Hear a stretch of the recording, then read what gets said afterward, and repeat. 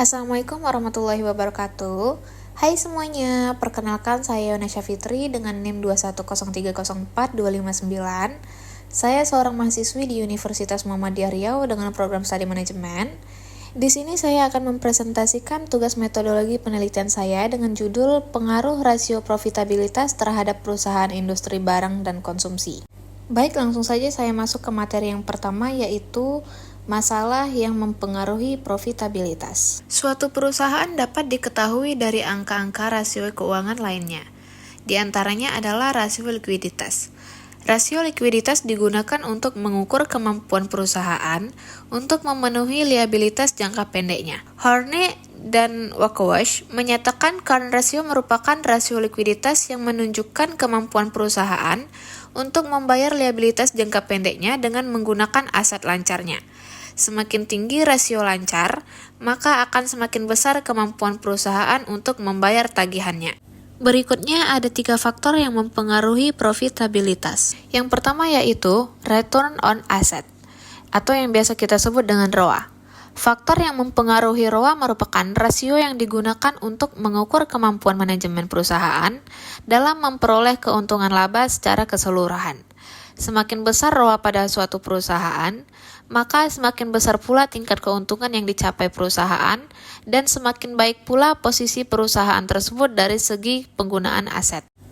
Yang kedua ada gross profit margin. Gross profit margin sangat dipengaruhi oleh harga pokok penjualan.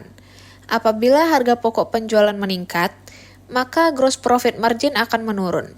Begitu pula sebaliknya.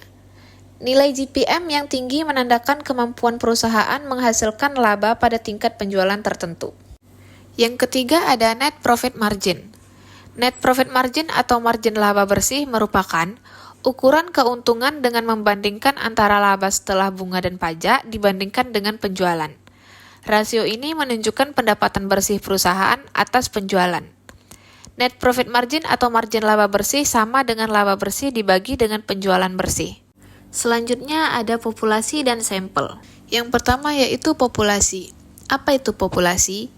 Menurut Fauzi 2019, populasi merupakan keseluruhan subjek penelitian. Pengambilan sampel dalam penelitian ini menggunakan sensus, di mana menurut Fauzi, penelitian populasi atau sensus hanya dapat dilakukan bagi populasi terhingga dan subjeknya tidak terlalu banyak. Yang kedua ada sampel.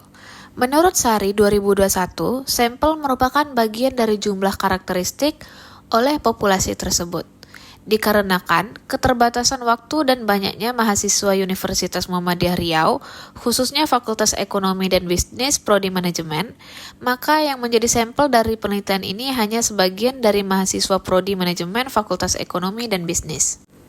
Baik, itu tadi adalah hasil dari penelitian saya yang berjudul Pengaruh Rasio Profitabilitas terhadap Perusahaan Industri Barang Konsumsi. Sekian dari saya, semoga bisa menambah pengetahuan bagi yang menontonnya. Terima kasih.